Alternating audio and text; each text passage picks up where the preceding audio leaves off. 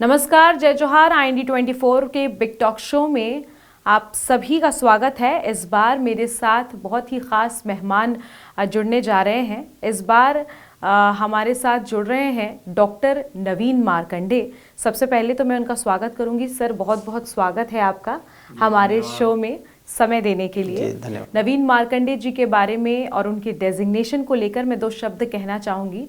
नवीन मार्कंडे जी आरंग विधानसभा से विधायक भी रह चुके हैं। इसके अलावा अनुसूचित जाति मोर्चा के अध्यक्ष रहे हैं और भारतीय जनता पार्टी के प्रदेश महामंत्री हैं। सर, सबसे पहले तो मैं आपसे सवाल यही पूछूंगी कि नवीन मार्कंडे जी का बचपन कैसे बीता है, किस तरीके से उन्होंने अपने स्कूल और कॉलेज को ख़त्म किया, और आगे की शुरुआत के बारे में मैं बाद में पूछूंगी। लेकिन सबसे पहले तो आपका ये जो बचपन का एक किरदार है वो जानना चाहेंगे हम, कैसा रहा? बचपन में तो हम गांव में रहते थे। गांव में हमारा पृष्ठभूमि है, किसान परिवार से ताल्लुक़ है हमारा। और बचपन गांव में एक रहता है, सामान्य जीवन जो जीते हैं। बचपन में खेलने कूदने का रहता है, जो मस्ती करने का रहता है, इस टाइप का ऐसे गुजरा। और मेरी शिक्षा जो है वो 9वीं की पढ़ाई तक ग्रामीण क्षेत्रों में, गांव में गुजरा है। रायपुर आने के बाद फिर छात्र राजनीति, अखिल भारतीय विद्यार्थी परिषद जो है वो ABVP, उस छात्र राजनीति से जुड़ने के बाद फिर ये क्रम राजनीतिक दृष्टि से आगे बढ़ता गया। सर, पहले से ऐसा कुछ था मन में कि पॉलिटिक्स की तरफ ही अपना कदम बढ़ाना है, या एक चाह होती हर किसी की बचपन से कि हाँ हमें ये बनना है? तो नवीन मार्कंडे जी का कोई दूसरा छोर भी था, कुछ और भी सोच रखा था आपने? नहीं, ऐसी कोई चाहत नहीं थी कि मैं राजनीति फील्ड में जाऊंगा। बाकी जब तक के 9वीं 10वीं तक के जब पढ़ें तब तक की कोई ऐसा एम नहीं था कि हमको कहाँ जाना है, लेकिन पढ़ाई बस कर रहे थे उस समय। और जब यहाँ रायपुर आने के बाद RSS राष्ट्रीय स्वयंसेवक संघ के संपर्क में आए स्कूल में, और अखिल भारतीय विद्यार्थी परिषद के संपर्क में आए, और जिस तरह से राष्ट्रवाद को लेकर, समाज को समृद्ध बनाने को लेकर, और एक अच्छे इंसान कैसे बन सकते हैं, इस दृष्टि से जो राष्ट्रीय स्वयंसेवक संघ और विद्यार्थी परिषद ने जो लगातार कई इवेंट, कार्यक्रम के माध्यम से, प्रशिक्षण के माध्यम से, वर्ग के माध्यम से होते रहा। ऐसे कई विद्यार्थियों के साथ जो है, उनके साथ जो वर्ग प्रशिक्षण में ये बातें आई, तो वो मेरे दिल दिमाग में घर करते गया। और मुझे भी लगा कि ये जो जीवन है वो राष्ट्रहित में और मानव जीवन के कल्याण में लगाना चाहिए। और उस दृष्टि से मैं स्नेह राजनीतिक क्षेत्र में बढ़ते गया। पहले लेकिन ये था, राजनीति भी नहीं थी पहले, तो यही था कि समाज के बीच रहकर मानव जीवन को अच्छा बनाने के लिए काम करना है। आगे राजनीति, छात्र राजनीति, बाद में सक्रिय राजनीति में परिवर्तन हुआ। नवीन जी, राजनीतिक कोई याद या मतलब कोई ऐसी पहलू जो आपको याद आता हो, या पहली बार किस कार्यक्रम या किसी मोर्चा के कार्यक्रम में जुड़े जो सदैव आपको याद रहता है? हाँ, उस समय एक जब मैं 11वीं पढ़ रहा था तो मुझे ध्यान में है कि मैं उस समय हॉस्टल में था। और हॉस्टल में उस समय अखिल भारतीय विद्यार्थी परिषद का जो है 98 में 50 वर्ष उनकी स्थापना की पूरी हुई थी। स्वर्ण जयंती का कार्यक्रम अखिल भारतीय विद्यार्थी परिषद बना रहे थे। और उसी समय संपर्क अभियान में हॉस्टल में हमारे संगठन मंत्री, उस समय जो संगठन मंत्री थे, उनका आना हुआ था। और उनके संपर्क में आने के बाद फिर जो है मैं स्वर्ण जयंती जो उस समय जो मना रहे थे, तो उसमें मुंबई में एक बड़ा अधिवेशन था। और उस मुंबई अधिवेशन में मेरा पहली बार जाना हुआ। और उसके बाद से फिर मैं अखिल भारतीय विद्यार्थी परिषद छात्र राजनीति से जुड़कर, और उस समय हम लोग विद्यार्थी परिषद के इसे एक सभी स्कूलों में एक कंपटीशन निबंध प्रतियोगिता ऐसा कराते आयोजित थे। कराते और थे। हाँ, उसमें फिर हमारा सहभागिता हुआ और आना जाना प्रारंभ हुआ और ये सक्रिय राजनीति मतलब छात्र राजनीति बढ़ा। फिर 2010 में मैं सक्रिय राजनीति की ओर वापस आया। मैं पूर्णकालिक भी था सन 2000 से 2010 तक पूर्णकालिक संगठन मंत्री के नाते मैं विद्यार्थी परिषद में दुर्ग संभाग में संगठन मंत्री के रूप में काम किया, राष्ट्रीय कार्य समिति में भी काम किया। तो इस तरह से एक बड़ा प्लेटफॉर्म अखिल भारतीय विद्यार्थी परिषद संघ ने दिया और संघ का द्वितीय वर्ष जो है प्रशिक्षित भी रहा, प्राथमिक वर्ग, प्रथम वर्ष, द्वितीय वर्ष ऐसे।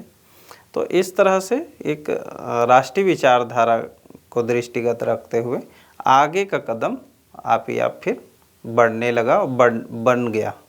तो वो एक रहा। एक सवाल मेरा ये है कि प्रदेश महामंत्री के तौर पर अभी आप कार्यरत हैं। ज़मीन के कार्यकर्ता की अगर मैं बात करूं तो उनका कहीं ना कहीं एक पॉइंट ऑफ व्यू हम भी सुनते हैं, उनका कहना है कि संगठन जो है उनसे थोड़ा दूर जाता जा रहा है। इस बारे में क्या कहेंगे और ऐसा क्यों? देखिए, राजनीति बहुत बड़ा समग्र है और जैसे मैंने अभी आपसे कहा कि भाई मैं राजनीति में क्यों जुड़ा, तो मेरा व्यू क्या था, मेरा सोच क्या था कि राष्ट्रवाद और समाज कल्याण, मानव जीवन को अच्छा रखने के लिए, अच्छा व्यक्ति बनने के लिए, मैं अपने आप को भी एक अच्छा इंसान बनाऊं, ये भावना मेरे में है। मैंने कभी कल्पना नहीं किया था कि मैं कोई विधायक बन जाऊंगा या महामंत्री बन जाऊंगा या अन्य कोई लाभ के पद पर जाऊंगा, ऐसे कोई मेरी भावना नहीं थी या मैंने लक्ष्य भी नहीं था उस समय। लेकिन मैंने अपने आप को कहा कि मैं अच्छे इंसान कैसे बनूं, मैं ये जो मानव जो जीवन है उसके लिए अच्छा काम कैसे करूं, कल्याण के लिए। फिर ये राष्ट्रवाद है तो भारत माता की जय और वंदे मातरम की भावना को ओत-प्रोत कैसे रखें, कैसे आगे बढ़ाएं। तो उन भावनाओं के साथ हम जुड़कर काम किए और इस कारण से लगातार हम अभी तक के 28 वर्ष हो गए, ये 27-28 वर्ष तो लगातार काम कर रहे हैं।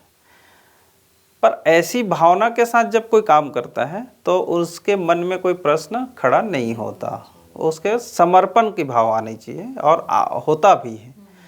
कई ऐसे लोग हैं, राजनीति का 3 भाग है। पहला ये है कि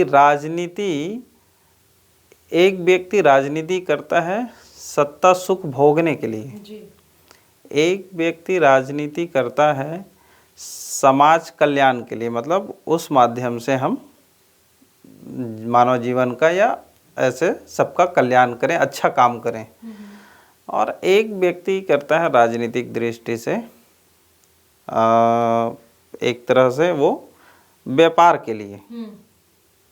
तो ऐसे कई दृष्टि है और उस दृष्टि में जिस दृष्टि को लेकर कोई व्यक्ति राजनीति में आता है और वो दृष्टि उसका पूरा नहीं हो पाता है या फिर वो स्लो होता है तो उनके मन में वो निराशा भाव आता है और उसके कारण से वो सोचते हैं कि हम राजनीति हमको क्या दिया या राजनीति हमको क्या हुआ, तो हम कितना काम करें ना करें, मतलब वो लाभ और हानि के हिसाब किताब में पड़ जाते हैं। नवीन जी की राजनीतिक यात्रा में सबसे बड़ा संघर्ष कौन सा रहा जिसके बाद ऐसा लगा हो कि अब आगे रास्ता नहीं है? ऐसा भी कभी कभी क्षण आता है, तो वो क्षण आपके लिए कौन सा था? मेरे लिए तो ऐसा कोई क्षण नहीं आया, क्योंकि मैं जब 2010 में अखिल भारतीय विद्यार्थी परिषद के पूर्णकालिक जीवन से जब मैं वापसी हुआ तो मुझे तुरंत उसी समय 2010 में माननीय अनुराग सिंह देव जी के टीम में युवा मोर्चा के प्रदेश उपाध्यक्ष की जिम्मेदारी मिली जी। तो एक ये मेरे लिए एक प्लेटफॉर्म नया बना। दूसरा, जैसे ही 3 वर्ष काम करते करते 2013 में मुझे आरंग से भारतीय जनता पार्टी ने अपना प्रत्याशी के रूप में बनाया, तो वो भी एक मेरे लिए एक उपलब्धि और बहुत अच्छा क्षण था वो। उसके बाद जब 2016 में मुझे प्रदेश मंत्री भाजपा के रूप में जिम्मेदारी मिला, फिर एक क्षण आया जब 2018 में मैं ड्रॉप हो गया। लेकिन चूंकि अब हम संगठन में समर्पित भाव से काम कर रहे हैं, इसलिए वो हमारे लिए विचलित क्षण करने वाली बात नहीं थी। हाँ, नहीं थी। तो फिर 2020 में प्रदेश अध्यक्ष एससी मोर्चा की जिम्मेदारी मिली। फिर 2022 में एससी मोर्चा की प्रदेश अध्यक्ष की जिम्मेदारी मिली। फिर अभी 2025 में प्रदेश महामंत्री भारतीय जनता पार्टी का जिम्मेदारी मिला। तो इस नाते से अगर देखा जाए तो भारतीय जनता पार्टी ने, संगठन ने मुझे हमेशा एक बहुत बड़ी जिम्मेदारी के साथ मुझे राजनीति में मजबूती दिए हैं। तो ये एक यात्रा रहा, इसलिए मेरे मन में ऐसे विचलित क्षण नहीं आया कि मेरा क्या होगा, क्योंकि मैं आज तक संगठन से कभी मांगता नहीं हूँ। क्यों नहीं मांगता? क्योंकि संगठन ने मुझे सब कुछ दिया है, इसलिए मुझे मांगने की ज़रूरत नहीं है। संगठन आकलन करके कार्यकर्ता को अच्छे स्थान देता है। ये मतलब मेरे ऊपर तो ये चरितार्थ हुआ है। अगर मैं बात करूं तो किस नेता या किस व्यक्तित्व से आपको सबसे ज़्यादा प्रेरणा मिली राष्ट्रीय स्तर पर और छत्तीसगढ़ में भी? क्योंकि हर किसी का एक आइडल होता है। नवीन जी का कौन है? राजनीतिक दृष्टि से तो राजनीतिक दृष्टि से तो जो नेता जो मुझे प्रभावित किए हैं, उसमें अटल जी का एक उनका कृतित्व, उनका व्यक्तित्व और उनका मतलब एक समर्पण, देश समाज के प्रति जो समर्पण, वो मुझे काफ़ी प्रभावित किया। और राष्ट्रीय स्वयंसेवक संघ की जो विचारधारा है कि मैं नहीं, मतलब मेरे अपने लिए नहीं, हम औरों के लिए कैसे जिए, देश समाज के लिए कैसे जिए, तो वो जो भावना है जी, वो हमारे लिए प्रेरणादायी रहा। चरैवेति कि चलते रहिए, आप कहीं विचलित ना हो, चरैवेति चलते रहिए। तो मैंने उसी भाव को लेते हुए चल रहा हूँ। भारतीय जनता पार्टी ने आपको इतनी बड़ी जिम्मेदारी दी है, इस पूरी जिम्मेदारी में अपनी सबसे बड़ी ताकत क्या मानते हैं? संगठन, राजनीति, या फिर अगर बात करें या कि मैनेजमेंट भी एक तरीका होता है, तो संगठन, मैनेजमेंट या फिर राजनीति? राजनीति, संगठन, मैनेजमेंट, ये सब एक ही है, मतलब एक ही है, गोल गोल घूम के एक ही में आते हैं। क्योंकि अच्छे राजनीति करना है तो आपको संगठनात्मक रूप से मजबूत होना ही पड़ेगा। दूसरा तरफ है कि भाई अच्छे राजनीति और अच्छे संगठन को चलाना है तो भी आपको मैनेजर बनना पड़ेगा। अच्छा मैनेजर कैसे बन सकते हैं? हर परिस्थितियों में संगठन को मजबूत भी करना है, संगठन का विस्तार भी करना है, और राजनीतिक दृष्टि से जो हमारी सोच है उसको मजबूत बनाते हुए उसको कैसे तटस्थ रखें, स्थापित करें, और उस भाव से हम लोगों का कल्याण करें। क्योंकि हमारा अंतिम लक्ष्य तो वही है, राजनीति का कहें, संगठन का कहें, कि भाई एक राजनीति को अपना एक माध्यम बनाकर हम समाज के बीच अच्छा काम करें, तो यही हमारा लक्ष्य है। तो उस दृष्टि से ये तीनों एक ही सिक्के के पहलू है। बिहार चुनाव की थोड़ी सी बात हम करते हैं कि बिहार चुनाव में भारतीय जनता पार्टी ने तो जीत का परचम लहरा दिया, लेकिन बाद में अगर विपक्ष की करूं तो वोट चोरी ये कहना वो बंद नहीं कर रहे हैं। क्या वाकई जो इतनी बहुमत है वो किसी वोट चोरी से हो सकती है? ये संभव है या भारतीय जनता पार्टी की मेहनत ही रंग लाई है? विपक्ष को जैसे विपक्ष की जो भूमिका निभाना चाहिए, वो विपक्ष की भूमिका निभाने में असमर्थ है वो जी। और दूसरा चीज़ें हैं कि उनका विज़न नहीं है, राजनीतिक दृष्टि से काम करने का विज़न नहीं है विपक्ष का। भारतीय जनता पार्टी के पास राजनीतिक दृष्टि से काम करने का विज़न है, और विज़न जो है तत्कालीन नहीं रहता। हमारा विज़न, हम लक्ष्य लेकर चलते हैं। जैसे अभी आदरणीय हमारे यशस्वी प्रधानमंत्री नरेंद्र मोदी जी ने 2047 का विज़न रखे हैं। छत्तीसगढ़ में देखेंगे आप, हमारी सरकार है भारतीय जनता पार्टी की, तो माननीय विष्णुदेव साय जी ने 2047 का विजन रखा है। तो विजन हम अपने स्थान पर, अपने देश, अपने प्रदेश और अपने जगहों पे हम किस विजन से काम कर रहे हैं और कब तक के लक्ष्य लेकर काम कर रहे हैं। तो अच्छा, आपको बड़ा काम करना है तो लक्ष्य लेना पड़ेगा, और लक्ष्य जो व्यक्ति लक्ष्य लेता है तो उस लक्ष्य को पूरा करने के लिए वो सारे मैनेजमेंट और अच्छे काम करते हैं जिसमें हम जनता का विश्वास जीत सके। हमने कभी, भारतीय जनता पार्टी भी काफ़ी समय से विपक्ष में रहे जी, और रहने के बाद अपने आचार विचार व्यवहार कर्म को उनने नहीं छोड़ा, भारतीय जनता पार्टी ने नहीं छोड़ा। इसी कारण देश की जनता का विश्वास भारतीय जनता पार्टी के प्रति बढ़ा।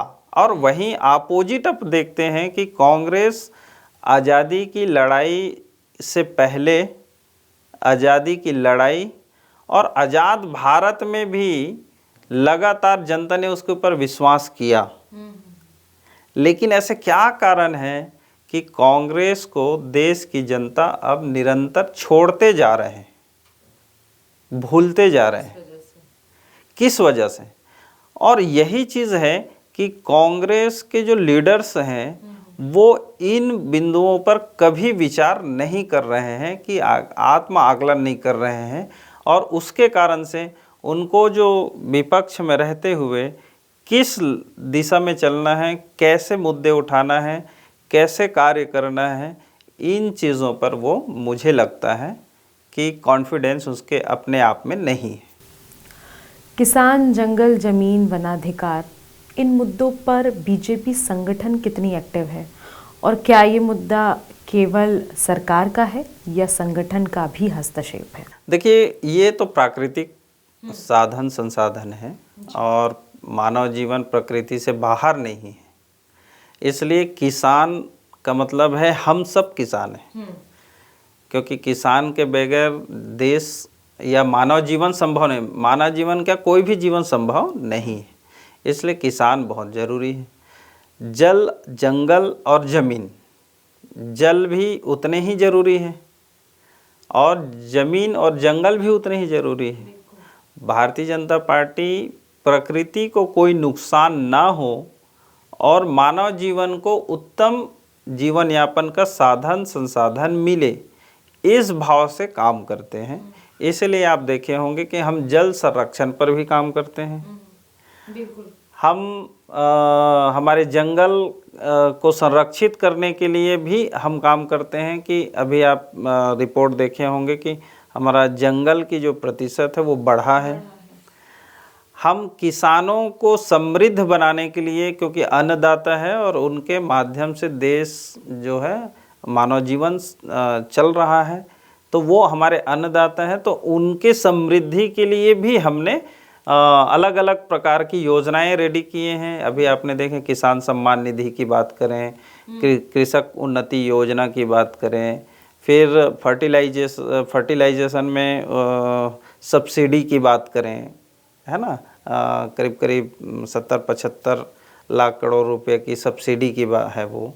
तो कहीं ना कहीं भारतीय जनता पार्टी इन सब के संरक्षण के लिए, अगर हमारे पास जिम्मेदारी है और हम इस जिम्मेदारी के माध्यम से अगर इनकी संरक्षण करते हैं, तो कहीं ना कहीं हमारा देश समृद्ध और सशक्त होगा। इन चीज़ों पर हम लोग काम करते हैं। एक सवाल और है कि राम, गौ सेवा, सनातन, वनवासी, इन सब मुद्दों पर बीजेपी की विचारधारा जो है वो तो साफ है, लेकिन संगठन इसमें किस तरीके से कार्य कर रहा है, या फिर ये पूरा मुद्दा चुनावी नारों तक ही सीमित है? मैंने कहा ना कि भाई, जब हम लक्ष्य लेते हैं तो उस लक्ष्य को पूरा करने के लिए सारी प्रक्रियाएं करते हैं। तो गौ सेवा, गौ संरक्षण की भी बातें हमारे संगठनात्मक रूप से निकला है जी। ये सारी चीज़ें संगठनात्मक रूप से निकला है, और जब हम सत्ता में हैं तो उसका सत्ता के माध्यम से भी हम लोग तक पहुंचकर हम उसका अच्छा एक तरह से व्यवस्थित उसका संचालन करें और अच्छा उसका कार्य करें, इस दिशा में हम लोग काम कर रहे हैं। छत्तीसगढ़ियावाद को बढ़ावा देने के लिए क्या किया जा रहा है? भारतीय जनता पार्टी से लेकर क्या सोचती है और आगे प्रदेश ही नहीं बल्कि देश में भी इसे एक बड़े स्तर तक पहुंचाया जाए, इसके लिए हम क्या प्लान कर रहे हैं? छत्तीसगढ़ियावाद जो है, ये शब्द जो है वो मुझे लगता है कि वो सही नहीं है। इसलिए क्योंकि हम एक